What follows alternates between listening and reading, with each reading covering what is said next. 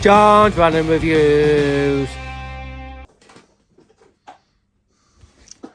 What a good boy. What a good boy. What a good boy. Hi, welcome back to John's Random Reviews. We're talking about multi-tools today.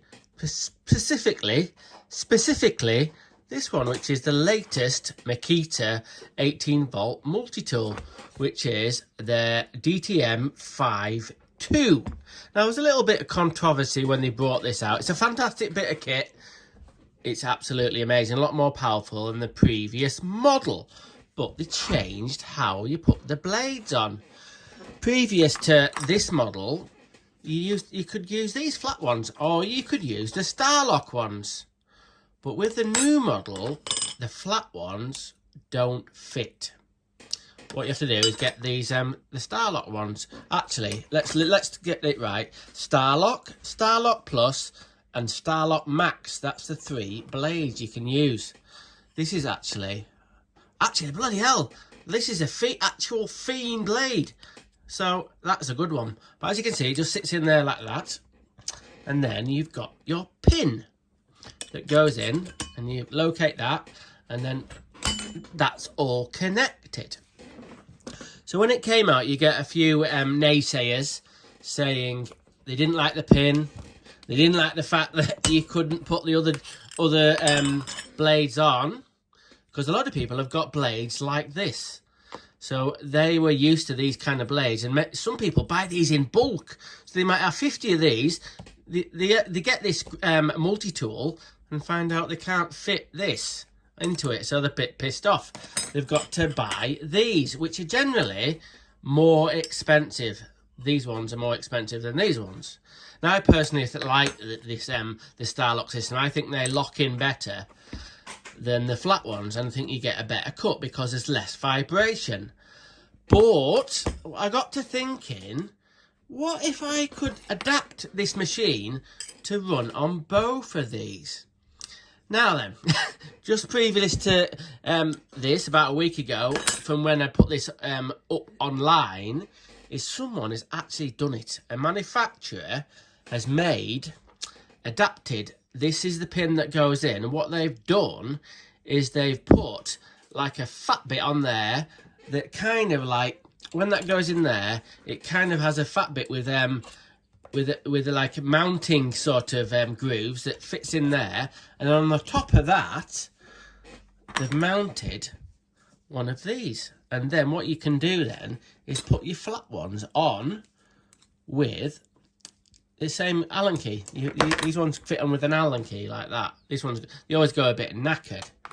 So I've seen these for sale, but I don't know, they're about 25 quid or something, 25 quid, and I thought, oh, that's brilliant, that's brilliant. But what I can see online is, once you get this adapter bit put on, you still have to use the screw bit to screw the flat discs on, like that. So I thought, is there a better way? You know me, fucking hell, I'm always fucking fiddling with something or getting up to something, so I'm going to make my own. So what I've done is bought another one of these. I had to wait a while because when this first came out, you couldn't get parts for this one, but now you can.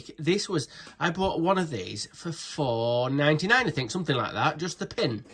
And what I've done, where's it at, is I've cut the head off it. So as you can see, hang on, let me turn it around. I've cut the head off it. Why have I done that? So here's the plan. Here's what we're going to do. Well, what I'm going to do. What we're going to do is, you see this? I've cut this out of an old multi-tool blade. So I've got that, and as I showed you previously, I've got that. Now then, this is, as you can see, 2 of the lugs have snapped off. Where's that come from, you ask? Well, I've got an old multi-tool that someone at work gave me. Now then, where's this come into the scenario? Where's that appeared from? Well, I tell you the fact. If you on an old video, a colleague of mine gave me this broken, and which bit was broken is the main component that makes it work. I'd snapped in 2. Let's see if I can get that to line up. And that's how it sits. It's very crucial to how the tool works. So in my mind, I thought, oh, I'll silver solder it back together, and it lasted a very, very, very short time. As you can see, it snapped off, and the whole thing is knackered. So silver soldering didn't work, and we're going to go into why I think it broke really in a minute. But so what I did was I cut the head off that and sliced it off with an angle grinder. So the plan is to get this bit here welded onto here, because that's got to be made into so it's like one item. So what I'm going to do is, I can't bloody weld. I don't know anything about it. So I've been to a metal fabricator, and they said they could do it, because I think there's two different metals here. I think this is stainless, and that is more like a mild steel. But they say they're going to TIG it or MIG it or one or the other. So they're going to weld that to there. So then that will sit in there like that and locate that. I'm going to drill the centre out. And this is the really, really tricky bit. I'm going to get them to weld, hang on, let me see, that onto there. So that's going to be welded onto there. So it's got to be dead straight, and the length of that has got to be millimetre perfect. I think I've got it right. So then what will happen is I'll be able to drop that pin in there and through, and then put the flat blade on like this, and then it should, in theory, using the clamping mechanism, if I got all my measurements right, that'll clamp onto that. So if I ever want to use flat blades, I'll be able to use this adapter bit and this adapted pin mechanism. Is it going to work? Well, I'm going to go and see the welder next week and see if we can get these bits welded up.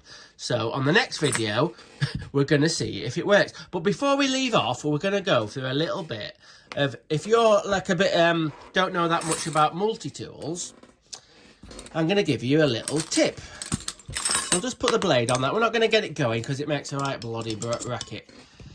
Right, so if you're cutting a bit of wood, hang on, let me just move the camera a little bit so we can pretend we're cutting a bit there. Hang on. If you're cutting a bit of wood and you've got to cut a notch out of there, a bit of plywood, what you don't want to do is press on too hard. And I'll tell you why if you don't know a lot about it. If you press on really, really hard, what happens is either the machine starts oscillating the same as the blade, or if this bit of wood is not fastened down really tightly, the wood starts moving and it doesn't get anywhere. So let the tool do its own work. So all you have to do is put a light bit of pressure on. You need to keep quite a steady grip on it, but you need a light bit of pressure and it'll cut itself. As soon as you start forcing it in, two things are going to happen. It's not going to cut so well. It's going to start smoking like fuck. And the other thing that's going to happen, if you've got the older model, is you're going to put this main bit of mechanism under strain and it'll snap it off. Now, I've only seen one more on eBay that snapped off like this, but I imagine there'll be a few that if you kind of put too much strain on this tool, these snap off and you cannot get that bit separate off of Makita. You've got to buy the whole head unit, which is about 30 odd quid.